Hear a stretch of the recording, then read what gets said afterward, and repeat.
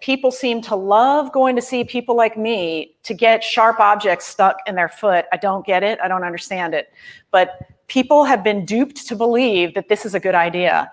You know, I get it all the time. People get angry sometimes if I tell them that steroids aren't good for them because they've been so ingrained to believe this because the medical community does it so much.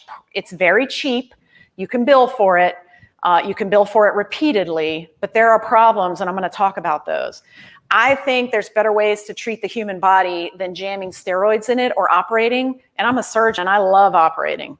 But I've grown to believe that there are better ways in a lot of cases. So again, let's talk about everybody's favorite, steroid shots. Oh, I got a steroid shot and it went away and it never came back. Great. But remember, I told you 95% are going to go away anyway. Steroids do produce short-term relief. Don't get me wrong. 100% they're going to make your pain feel better short-term. Not in every case, about 70, 80% of the cases. But that's like saying Percocet gives you short-term relief, or Opana ER, or a fentanyl lollipop. Yes, it does. But is it worth the side effects? Probably not. It does produce a short-term pain relief, and technically a short-term, and when I'm talking short-term, the studies are like a month.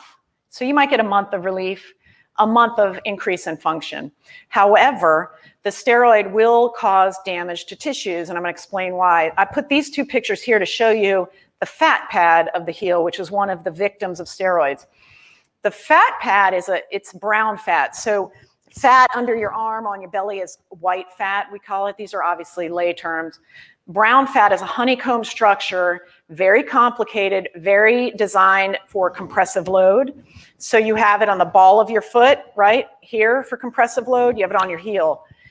If that fat pad gets destroyed and goes away, it is totally irreversible, never to be replaced. You can inject with fat cells, and I do that for people sometimes, but it's never as good as your natural fat pad. Steroids cause fat necrosis. So if you inject steroids in there and you do it enough or once just the right way, you could kill that fat pad. And then you've got a patient that has bone, nerve, and skin, and that is it. And talk about pain. That is painful. It accelerates bone loss. People that get repeated steroid injections, for instance, epidural steroid injections in their spine and whatnot, end up with osteoporosis. You can get dead bone, avascular necrosis of the hip, and it causes rupture of the fascia. Some studies say about 10% of people that get a shot, 1, 2, 3, however many, get a rupture of the plantar fascia. So my goal, my mission in life is to empower people to self-heal naturally.